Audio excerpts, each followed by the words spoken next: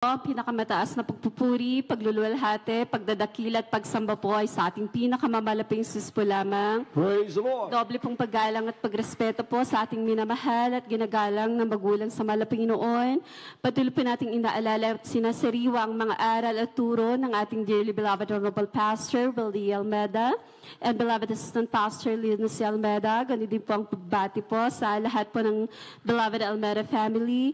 Magandang hapon na rin po sa ating mga beloved preachers, sa ating beloved workers, sa ating mga kapatiran, lalong-lalo na po sa ating mga bisita at sa ating mga webcast viewers po mga minamahal. Nagpapasalamat po ako sa Malapinoon na sa pagkakataon po na pinagkalob niyo po para pasalamatan ko po Malapinoon. Sa mga hindi pa po nakakilala po sa akin, ako po yung na-save way back 2005.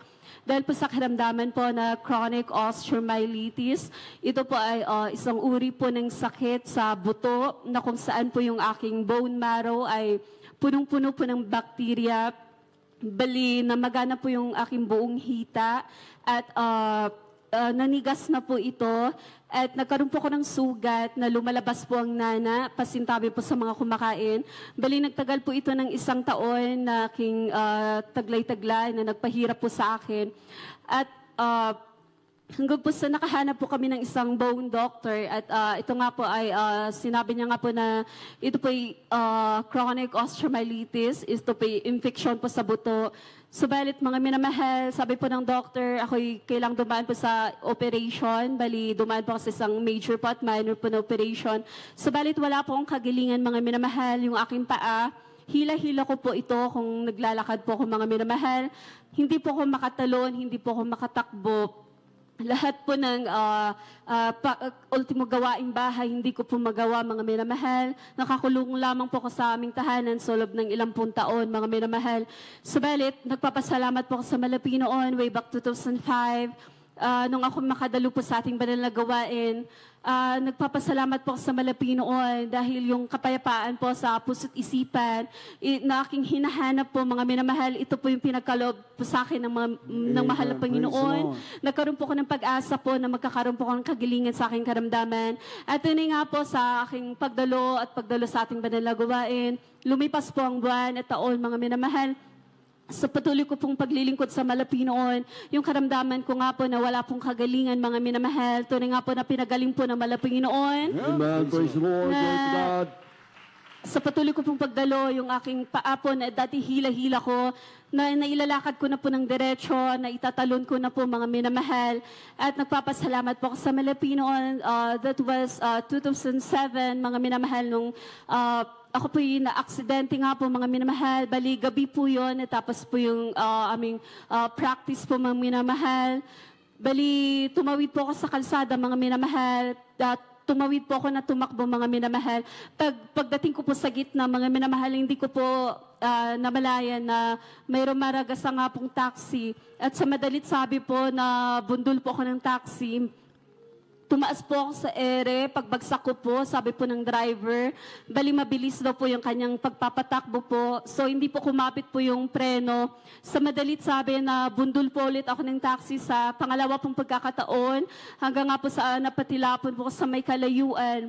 Mga minamahal, pagbagsak ko po, hindi ko po maigalaw po yung aking buong katawan. Sobrang sakit po, mga minamahal. Hanggang po sa may nagmagandang loob po na nagbuhat po sa akin, sinakay po ako sa taxi. Subalit sa isipan ko po, nagsisi po ako sa Malapinoon, saan po ako nagkulang, saan po ako nagkasala. Alam niyo po, sa himala po ng Malapinoon, bigla po ako nakagalaw po sa taxi, bumaba po ako, naglakad po ako. Amen. Praise the Lord. Glory to God. At sabi po ng taxi driver, kailangan po namin pumunta ng hospital para po magpa-x-ray. At after po ng nagpa-x-ray nga po ko mga minamahal, paglabas po ng result mga minamahal, clear po, wala po kong fracture mga minamahal. Amen. Praise the Lord. Subalit po yung taxi po, sabi po ng driver, sa harapan po may nasira, tapos yung salamin po ng signal light, nabasag po yun mga minamahal. Subalit sa pag-iingat po ng Malapinoon, sa pag-uwi ko po sa aming tahanan, mula ulo hanggang paa, wala po kong sugat, wala pong fracture, wala pong pasama. Mga minamahal, pinag-ingatan po akong lubusan ng Malapinoon. At nagpapasalamat rin po ako sa Malapinoon sa pag-iingat niya po sa akin, beloved baby, nung nagdalang tao po ako sa kanya dahil sabi po ng aking OB-GYN, may tendency po na malalaglag po yung aking beloved baby. At naramdaman ko po lahat ng mga sintomas po, mga minamahal. At alam niyo po, hindi ko po tinake yung gamot na nireseta ng aking OB-GYN. Patuloy po akong dumalo sa ating banal na gawain. Nanampalataya po ako sa Malapinoon, sa unit panalangin ng ating beloved honorable pastor na hindi po kami pababayaan ng Malapinoon. Alam niyo po, nang dineliver ko po yung aking beloved baby, sabi po ng doctor, after ko pong i-deliver, yung aking beloved baby, ilalagay po siya sa incubator dahil kulang po siya ng 1 linggo. Subalit, pagka-deliver ko po ng aking beloved baby, hinawakan po siya agad ng doctor. Sabi niya po, malusog at malakas yung bata, hindi na siya ilalagay sa incubator. Amen. Praise the Lord. Glory to God. Pinapasalamatan ko po ang Malapinoon. Hanggang ngayon po, taglay-taglay niya po ang kalakasan at kalusugan na nagmumula sa Malapinoon.